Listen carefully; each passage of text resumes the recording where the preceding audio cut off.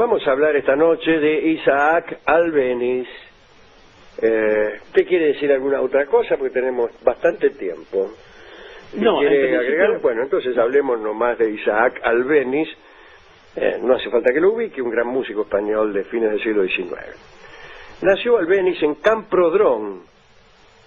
Así no es que yo he hablado mal. Es Camprodrón, en la provincia de Gerona. Girona, ¿no? Allá cerca de Barcelona. Allí donde los puentes y escaleras. Nació un 29 de mayo de 1860, su papá se llamaba Ángel Albéniz, era un administrador de aduanas, lo cual no significa nada, ¿no? No sé cómo sería la historia, pero... al menos en esta historia no significa nada. Si fuera la historia de un contrabandista... sería fundamental. Sería un aporte a una larga lista de herencias indisimuladas, etcétera, indicios, en fin. Pero no, porque Albéniz no era contrabandista, sino músico. Y usted me dirá, es lo mismo. Y yo le diré, a veces. Bueno, Ángel Albéniz, el papá de Isaac, era administrador de aduanas y se vio obligado a trasladarse a Barcelona por razones laborales. Pero Barcelona queda cerca de Gerona, como hemos dicho, y allí el pequeño Isaac comenzó sus aprendizajes.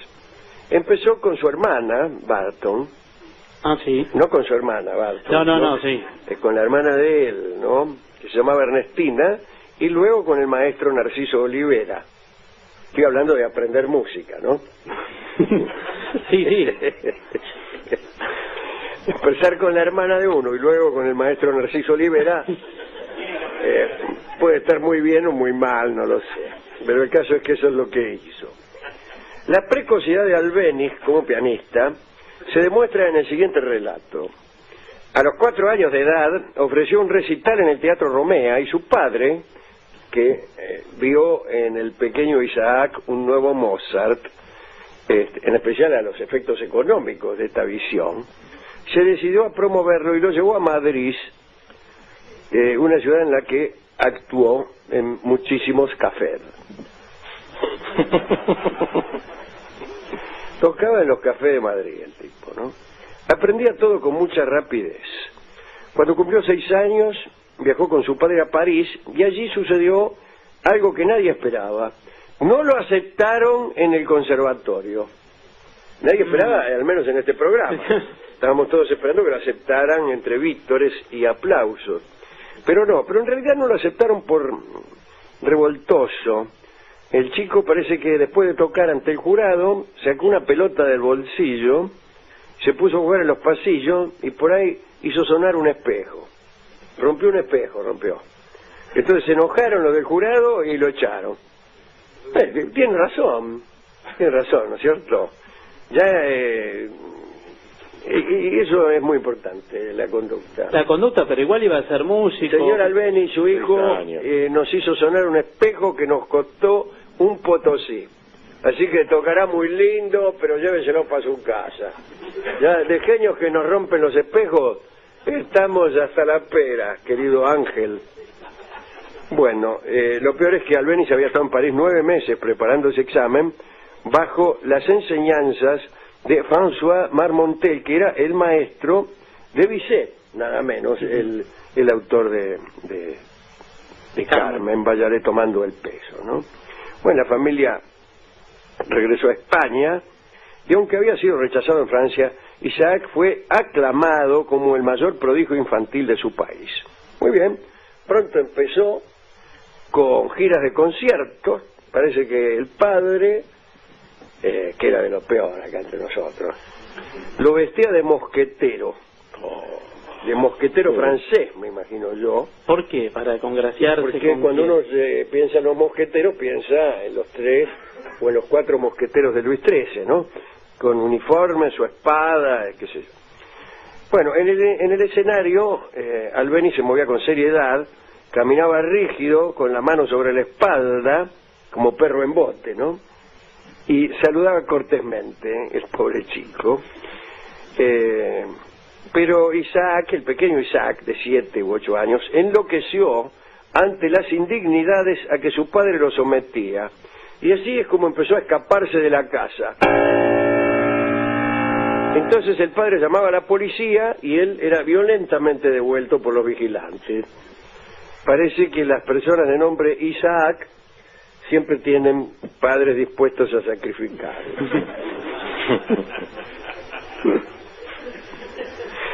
A los 9 años, Isaac, estimulado por la lectura de Julio Verne y amargado por tener que actuar como un mono amaestrado, se metió en el primer tren que vio. Es una comodidad literaria. Vivía que al lado de la vía. ¿Quién sabe si de verdad se metió en el primer tren que vio? Por ahí, en el segundo o en el tercero. El caso es que en el mismo tren se encontró con el alcalde del Escorial, que lo llevó al casino del Palacio, lo dejó tocar para los huéspedes y después lo puso en un tren, en otro, ¿no?, con orden de volver a su casa. Pero en vez de volver a su casa, Isaac se bajó del tren en cuanto pudo y se pasó a uno que iba en dirección opuesta. Y empezó a dar conciertos. Estamos hablando de un chico de 9 años, ¿eh?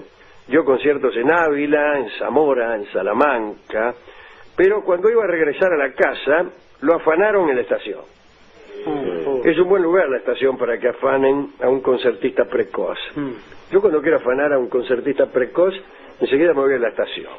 Bueno, siempre andaba por ahí, porque tomó el primer tren que vio. Más sabiendo que el tipo no hace otra cosa que tomar trenes en un sentido o en otro. Casi siempre el primero que ve. Entonces, ¿qué hizo? Dio otros conciertos y así se pagó el regreso. A los 10 años componía con toda fluidez. Bien. Escribió en aquel tiempo una marcha dedicada a un general que había participado en el derrocamiento de Isabel II de España. 2 años más tarde Albéniz se fue, pero ya para no volver, ¿no? Parece que estaba dando un concierto en la vecindad de un puerto, no dice aquí cuál, y fue a parar a Puerto Rico. Parece que se metió en el primer barco que vio. Durante el viaje también dio conciertos, tenía 12 años.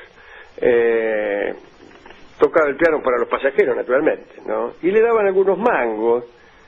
Vaya a saber lo que le habrá dicho al capitán para que lo dejaran permanecer a bordo. Bueno, cuando el buque llegó a Puerto Rico, no lo mandaron de vuelta. Isaac se tomó otro barco y ese barco lo trajo a Buenos Aires. Todos terminan acá. Sin un centavo. Dormía en las iglesias, pedía limosna en las calles, o quizá al revés. Por fin algunas personas se interesaron en él y adivine que empezó a dar conciertos.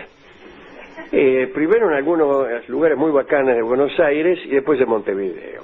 Le fue bien, juntó guita, viajó a Cuba, pero su padre ya lo había ubicado. Lo había ubicado el viejo Albéniz. Tremendo. Ángel.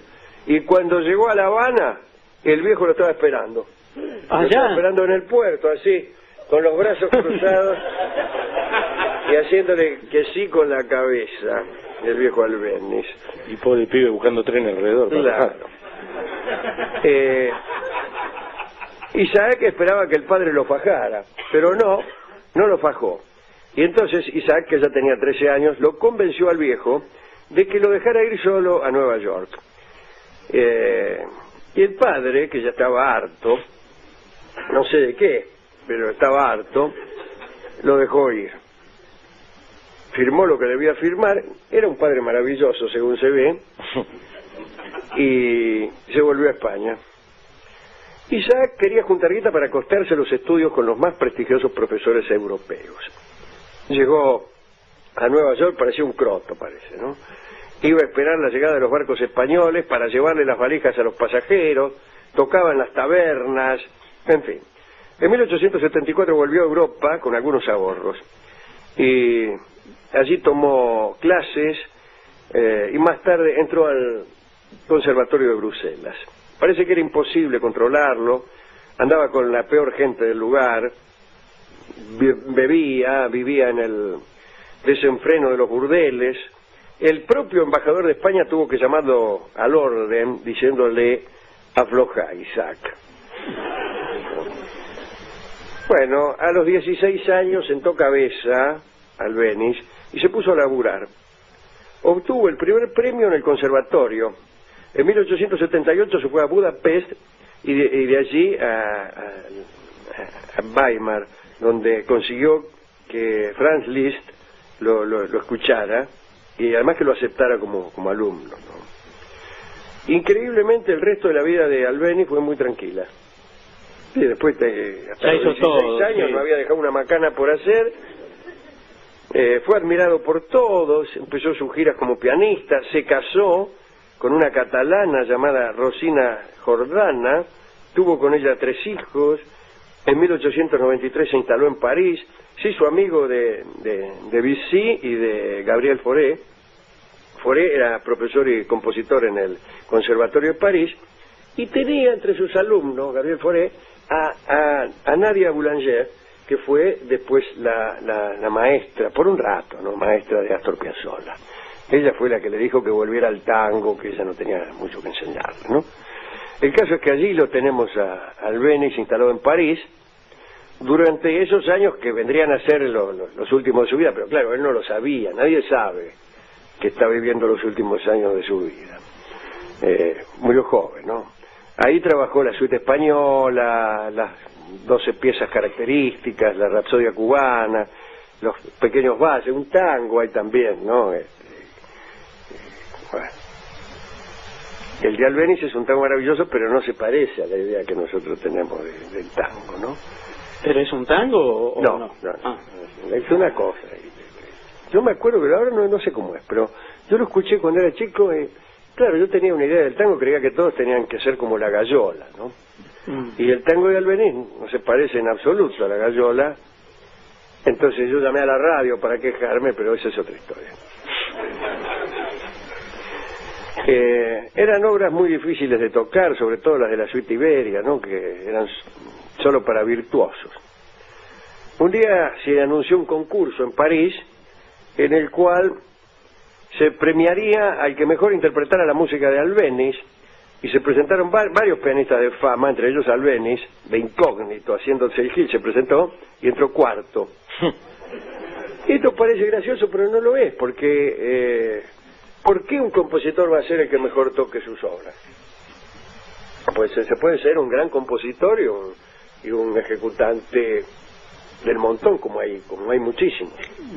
En realidad suele ocurrir que los compositores descuidan un poco su tarea de instrumentistas, que los grandes virtuosos no tienen tiempo para componer, en general. Digo, suele ocurrir, ni siquiera en general, ¿no? Algunos tipos eran geniales en ambos casos. Pero bueno, el músico vivía apartado, un poco triste, porque su matrimonio parece que no había funcionado y andaba medio solitario. Se había transformado en un hombre grave, de aspecto desilusionado, menoscabado por una salud muy frágil, y él mismo decía que la precariedad física era el pago a una vida de excesos y a la pasión con que se afrontaba el mundo. Hoy sabemos que algunos excesos son buenos, otros no, son malos. No. Ya voy. La muerte lo sorprendió, es otra comodidad literaria, me imagino. ¿Cuándo le vieron la sorpresa? Y en el último, no, ni siquiera. No, cuando uno se muere ya no pierde la capacidad de sorprender. No tiene lo primero que se pierde es la capacidad de sorprender. Nunca vi un muerto sorprendido, discúlpeme.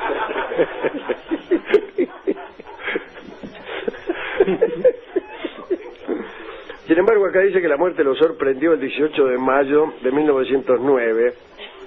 Tenía 48 años de edad, etcétera. Telegrama del sobrino de Albéniz que decía: Isaac Albéniz ha muerto a las 8 de la noche de ayer en un pueblo francés sin el consuelo de que alguien de su patria mostrara interés en él. Bueno, hemos sido... Yo quiero dedicar esto únicamente a Albéniz, ¿no? Que tiene algunas obras que han sido transcriptas para guitarra. Bueno. ¿Y a quién más? Y a Nadia Boulanger y a Piazzolla. Y fuimos a la discoteca. El tipo no tenía ni una sola obra. Algo, ni uno, Albéniz ni aquel tango. No tenía nada. Y digo, bueno, pero Dice, bueno, pero es mejor que no tener nada de Albéniz. ¿Por qué? Porque la idea, dice, de su programa es que el título de la obra tenga que ver con la charla que se ha hecho, no que si hablamos de Albéniz. Pero todo el tiempo usted dice que el tema tal le fue compuesto en relación a tal y cual situación. Claro. Bueno, me encajó un tango que se llama Después, que es un bellísimo tango, porque me dice que quedó conmovido con el después de Albéniz. Pero eso va para cualquier historia, disculpe. Sí, bueno. pero él tenía ese disco, me lo quería encajar. Claro. Pero cierta razón tiene, ¿no? Hemos estado más de la mitad de la charla contando los primeros 9 años de Albéniz. Y después se convierte en un hombre grave. No parece. Yo creo que está mal que uno sepa que ha sido ese niño, ¿no? Que se sepa en general. A ver si se entiende. Un chico travieso se convierte con los años en un señor de bigote. No debería saberse esa metamorfosis. Debería permanecer en secreto. Porque son dos personas distintas. ¿Usted no conoció chicos estupendos y luminosos que después fueron unos giles? Sí. Bueno, el chico que esos giles fueron no merece a ese hombre acaso mezquino. Entonces tendrían que separarse las biografías. Yo igual creo que la continuidad es una comodidad jurídica. Bueno, las biografías se construyen, también parten siempre del nacimiento en tal y tal lugar, como intentando explicar algo que después nunca ocurre, en verdad, porque ¿cómo se explica esa cronología? Amén de eso que usted dice que es verdadero, yo descreo del hilo que sostiene el collar de nuestras acciones. No es que no crea en él, auspicio su destrucción. ¿Qué es esto que yo tenga que pagar deudas contraídas por el que fui ayer? Siendo que he cambiado.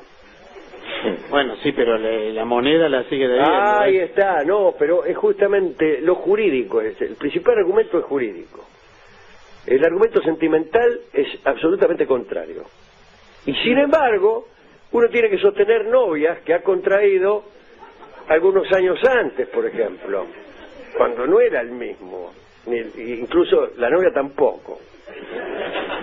Entonces venís sosteniendo ficciones, personas que se tratan como si fueran las mismas, que se llaman del mismo modo, que viven en la misma casa, sostienen las mismas deudas, y son enteramente distintas. Me parece algo que sorprendería a cualquier marciano que arribara a esta tierra. En cualquier caso... Hay una película finlandesa que es muy buena, que se llama El hombre sin pasado. ¿La vio? No. Sí, capaz que la vio y ya no se acuerda. Claro, sí, puede ser. La he visto, y plantea la ha visto el hombre que fui. Plantea esta idea, es muy interesante. Señores, escucharemos entonces el tango Después, correspondiente a esta situación de un Albéniz grave, un poco triste y menoscabada su salud, en la versión de Libertad Lamarque. Bien, vamos a hablar entonces de Luis XII de Francia. Ubiquémonos en ese lugar, allí a fines del siglo XV. Luis estaba casado, era rey, estaba casado con la reina Juana, a la que quería repudiar de arriba abajo, porque no le había dado hijos y porque, pobre Juana, tenía serios problemas físicos, parece que era muy fea, tenía algún defecto en el andar, y Luis fue muy cruel con ella. Fue esta chica víctima de enormes injusticias. Y en determinado momento al rey se le puso en la cabeza casarse con Ana de Bretaña, una mujer de la cual se había enamorado. Y entonces se le ocurrió anular el matrimonio con Juana. Y este proceso de anulación fue espantoso, ¿no?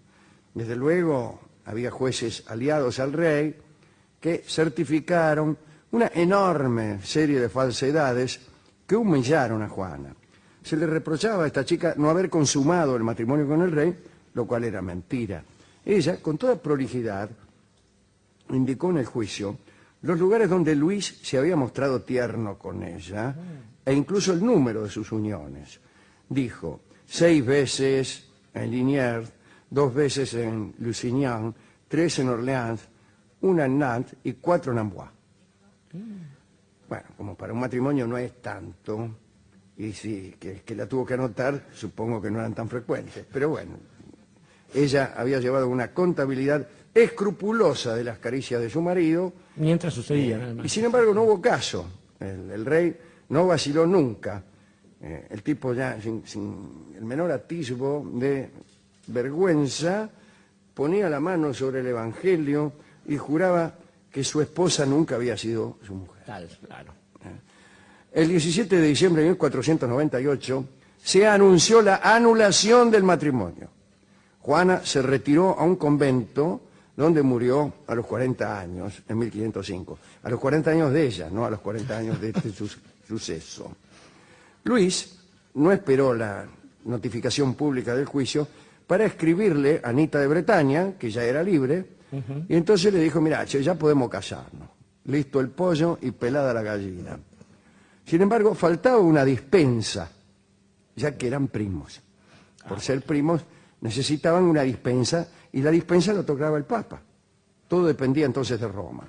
El Papa era en aquel entonces nuestro amigo de estas semanas, Alejandro Borgia.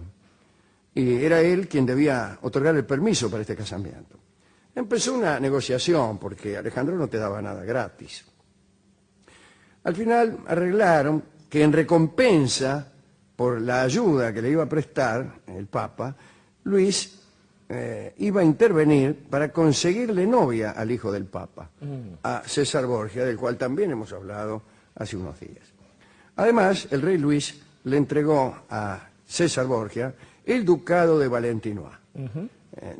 Ya mayor a César le decían, o mejor dicho, en ese momento le gustaba muchísimo a César hacerse llamar el duque de Valentinois, título que muchos le daban con cierta sorna.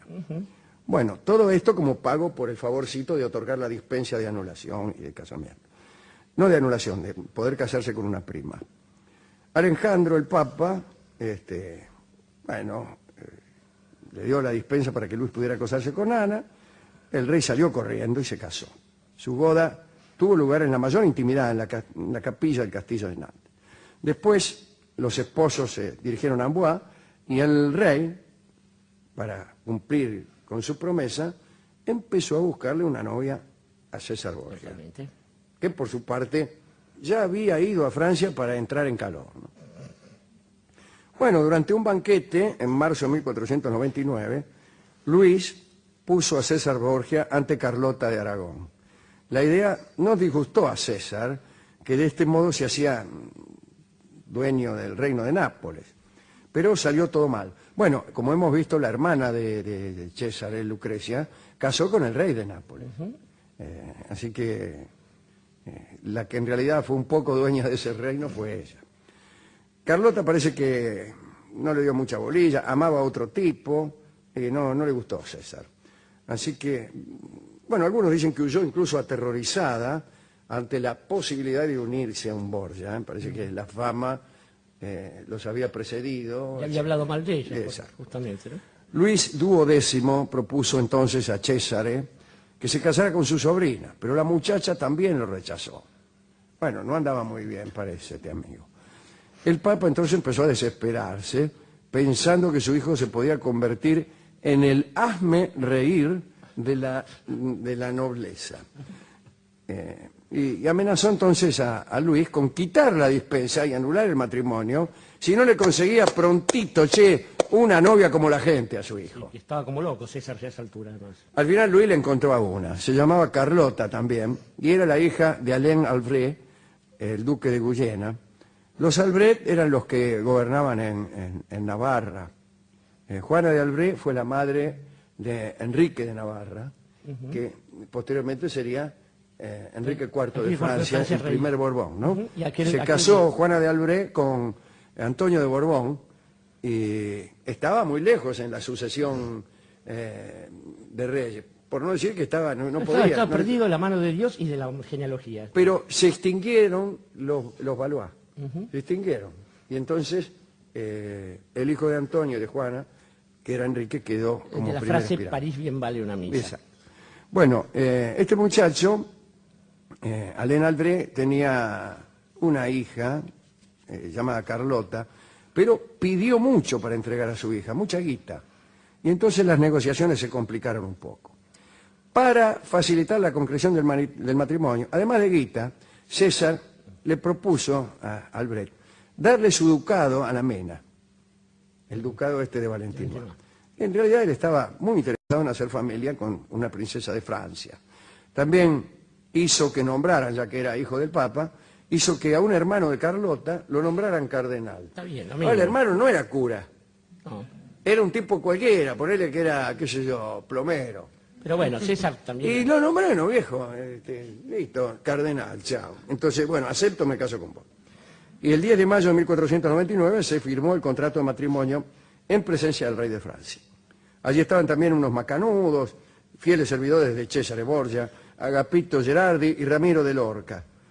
Y en esa firma se implicó también la solidaridad bélica entre Francia y Roma, que además de ser la sede del papado, como bien sabemos, poseía una estructura secular, es decir, tenían territorios, tenían su ejército, Sus estados etcétera. ahí Claro. pontificales. Los estados pontificios, que así se llaman. Pero el casorio parece que fue accidentado y estuvo aquella alianza a punto de resquebrajarse. Hemos contado aquí hace poquito las desventuras de César en aquella noche.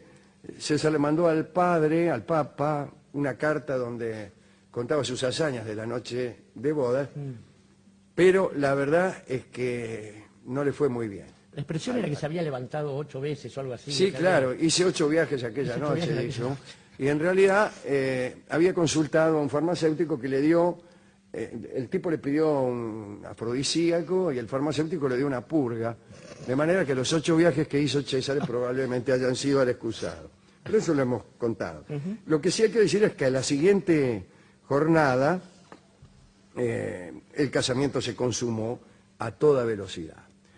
Luis XII, duodécimo, suspiró aliviado y quedó muy satisfecho de haber logrado aquella unión. Y después le escribió al Papa, lo felicitó por las proezas amorosas de su hijo, hubo cruces de regalos y por algunos años, no tantos, César fue aliado de privilegio del rey francés. Ahora bien, Anita de Bretaña se murió. ¿No vi cómo son? Y Luis dice, me voy a casar de nuevo. Sí, total, dijo, mira cómo estoy, le dijo a César. Por Ya ejemplo. no era Papa Alejandro VI, que había tenido la precaución de morirse. De morirse, sí. Y a que no sabe con quién se casó. A mí me parece que se casó con una piba con una mala suerte para el amor tremenda. De hecho, una chica que había salido merced a que la guerra de las 2 rosas habían reventado los York y los Lancaster, ganaron los Tudor, viene Enrique VII, tiene un hijo, se muere el hijo, el hermano segundo, Enrique VIII. Enrique VIII tenía una hija de Catalina de Aragón, Católica. que se llamaba María Tudor. Yo le discutí a usted que me parecía, Estamos me sí, parecía porque un poco pronto. No nos encajaban Sí, las Marías sí. adentro. Pero finalmente, sí, Luis se casó ya viejo con María Tudor y se murió enseguida. Sí. No María Tudor, sino él. No, María Tudor se murió después. Pero les digo a ustedes que María Tudor debió haber sido ella la reina, en realidad, y no Isabel, y era católica, mientras que Isabel no. Si María hubiera ido al trono en vez de Isabel, Inglaterra hubiera sido una nación católica Aliada de España. y aliada de España, así que mire de la que nos salvamos. Si hicieron lo que hicieron separados, imagínense juntos. Bueno, todo esto ¿por qué? Porque había un tipo que estaba casado con una y se quería casar con otra. Bueno, el mismo rey Enrique, el papá de María Tudor, no hizo otra cosa en toda su vida. Pero en realidad el problema no era tanto ese, no había una cuestión de divorcio, ya que la nulidad del matrimonio se había declarado, en el caso de Luis XII. Sino el asunto era que el tipo se estaba casando con su prima. Con su prima. Con su prima. Y cuando había un grado muy próximo de parentesco había que obtener una dispensa. Y en realidad era muy frecuente entre la nobleza de aquellos años, Sí. porque no eran tantos y querían casarse entre ellos. Sí, mire lo que le pasó a los Borbón en la cara, por ejemplo, ¿no? Pero además Claro. de eso, fíjese que Victoria, la reina bueno, de toda una época, Victoria de Inglaterra, era la abuela y bisabuela de todos los reyes de Europa en el siglo XX. Exactamente.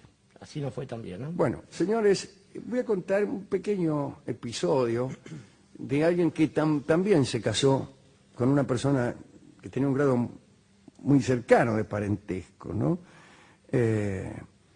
Y era este muchacho Diomedes, no el de los caballos, sino otro, un Diomedes que incluso era el papá de Palamedes. Ajá. El papá de Palamedes, no, ese era Nauprio, el papá de Palamedes. Bueno, Diomedes se casó con una chica, Gialea se llamaba. Pero esta chica era su tía. Era su tía. Eso no está tan mal igual. Se casó con su tía. Sí. Era y fue muy feliz. ¿Veo? Pero no tanto, porque Diomedes se fue a la guerra de Troya y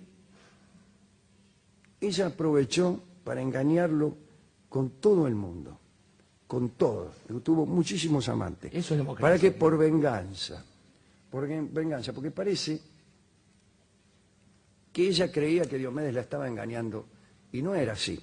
Y aquí viene Palamedes, porque el papá de Palamedes, que se llamaba Nauprio, y que estaba enojado porque los jefes griegos le habían hecho de todo, a Palamedes lo habían lapidado, vamos. Entonces Nauprio, que era un navegante, rajó rápidamente la guerra de Troya y empezó a contarle a las mujeres de todos los guerreros que estaban por venir, que los guerreros las habían engañado con miles de mujeres. Entonces, cuando llegaron los guerreros, se encontraron con las mujeres que por venganza Habían revoleado la calidad. habían revoleado la cartera, por decirlo así. Y ¿todo por qué? Por casarse con la tía. Claro. Bueno, pero el problema de todo esto, querido Alejandro, es que alguna vez, y por eso me gusta Enrique VIII en estos casos, el tipo descubrió, advirtió merced a sus necesidades, que esta historia del papado y que el poder venía de Dios y eso lo daban los reyes, era un poco patrañesco, era un poco una estafa. Y entonces Hizo otra estafa. Sí, hizo otra estafa mayor. Y esto nos fue llevando poco a poco a descubrir que estas historias de la nobleza, desembocando después en el motivo que origina los festejos del Bicentenario, nos iba a seguir trayendo malas consecuencias, a menos que fuéramos a Inglaterra o España. Y por eso estamos aquí festejando el Bicentenario. Si no fuera por todas estas pequeñas miserias, Y porque además- probablemente, etcétera. No, Porque este es el programa llamado Si no fuera por... ¿Qué hubiera Y pasado entonces si- X. etcétera. La menos interesante de las especulaciones. No, lo que digo es que justamente merced a eso hemos descubierto aquí en el Río de la Plata, merced a Mariano Moreno, que suprimió los honores de tanta gente, merced a Castelli, que andaba por ahí revolcándose con alguna señorita española sin importarle su alcurnia, que si hay una nobleza, es aquella nobleza del deseo, y esa nobleza se manifiesta sobre todo en el arrabal. Y entonces escucharemos un disco que homenajea a esta clase de nobleza. Diría Horacio Ferrer, esta aristocracia arrabalera. No está mal eso. Y escucharemos el tango Nobleza de Arrabal en la voz de